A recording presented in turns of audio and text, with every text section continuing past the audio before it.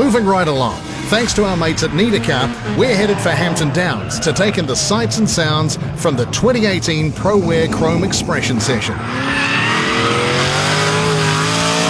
We car folk are a loyal bunch, even just a little one-eyed perhaps, tending to fly the flag for a specific marque, immune to the lure of its rivals. So an event that melds not just makes and models, but whole genres of motoring, divided by decades, point of origin, not to mention at times fierce rivalry, well, it probably just shouldn't work. But 2018's ProWear Chrome Expression session continued the all-in ethos of previous years, and you'd have to say, pretty successfully too.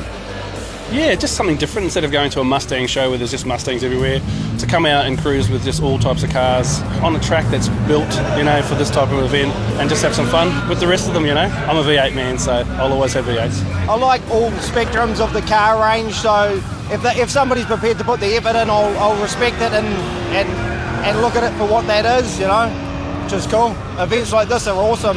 It's a great show. There's a great turnout from all different walks of cars, from one side of the board to the other. Well, it's V8s, rotaries, all the JDM cars are here, just high caliber of cars here. There's a lot of nice cars, and it's a must-go show for the year. It's a must-go. A big chunk of Chrome's appeal is without doubt the location.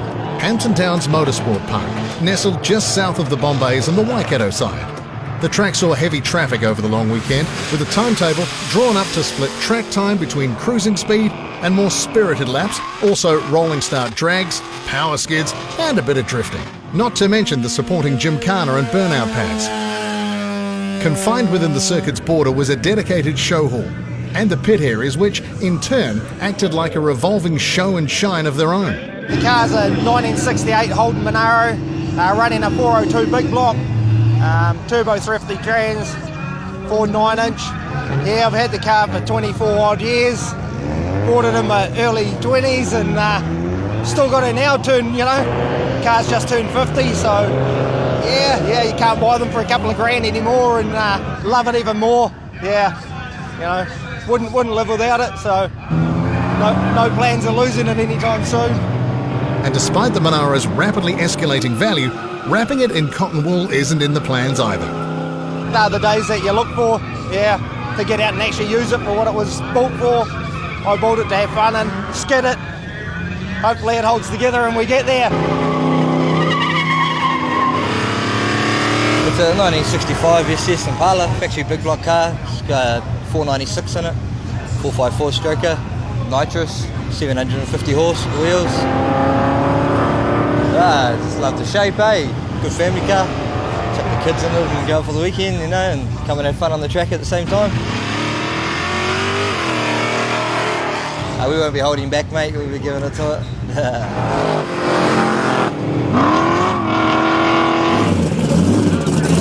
Looking like it was doing 200 just sitting still, Steve Wood's Capri packing a whole lot more punch than anything the Ford factory deemed civil. Running a 509 blowing alcohol big block Chev, built by Papakura Engine Specialists in Auckland. Well, you've got the Piranha from South Africa, which came out with a little 289, I believe. So you just take that a step further, and you'd struggle to get a bigger engine in the engine bay, but that's where things evolve to. So here we are. I've always had a bit of a semi for Capris. I think that's my fourth one. So they're small, they're light, and easy to make fast. So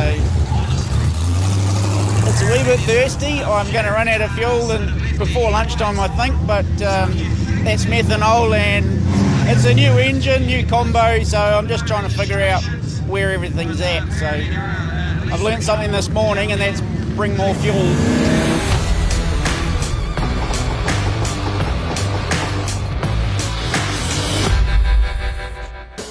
Right, thanks to our mates at Niedercar, we're back at the 2018 ProWear Chrome Expression session, where V8s duel with imports across Hampton Downs circuits and skid pads. But it's not all about braving the elements, be it a foggy Waikato Saturday or our favourite, the just plain old downpoury Waikato Sunday. Quite comfortable in his indoor parking spot for the weekend show and shine was Matt and his old school meets new Challenger.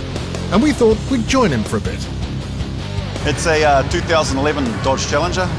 It's running a aftermarket 392 with twin spark heads and NOS methanol injection and obviously blowing.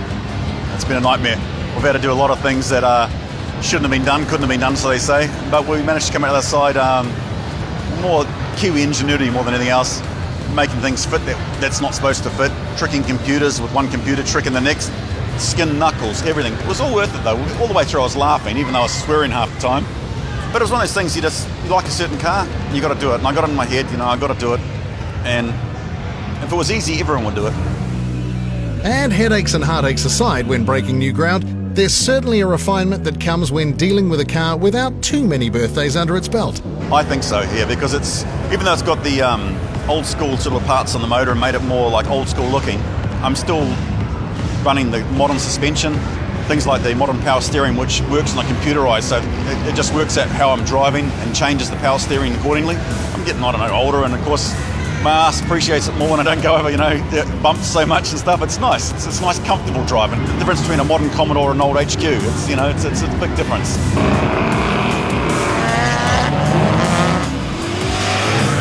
It's a 1967 Ford Mustang. It's running a 289 stroker. And about 350 horsepower. So it's a 289 Windsor, straight to about 305 cube. It's got AFR aluminium heads, AFR aluminium radiators, put ice ignition all the way through the car, nice set of extractors, it's all forged bottom end, C4 transmission, just kept it all original, put a shift kit through it, and the original 8.8 inch rear end, we just put a true track through Casper diffs, just because it was always a one-wheeler. So now it's a little bit crazy with the true track in it, but lots of fun on the track, lots of fun, yeah. The track and Hampton's burnout pad, it would seem.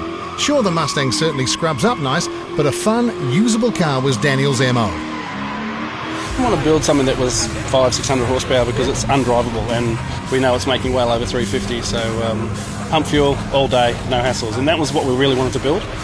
It was fun actually driving to the track because everything else around me was on trailers, and I was like, I kind of want the old school. I want to drive there, to race around another day, put the original rims back on it and drive home. Cars are built to have fun, so yeah, family, friends, and a bit of fun with the car.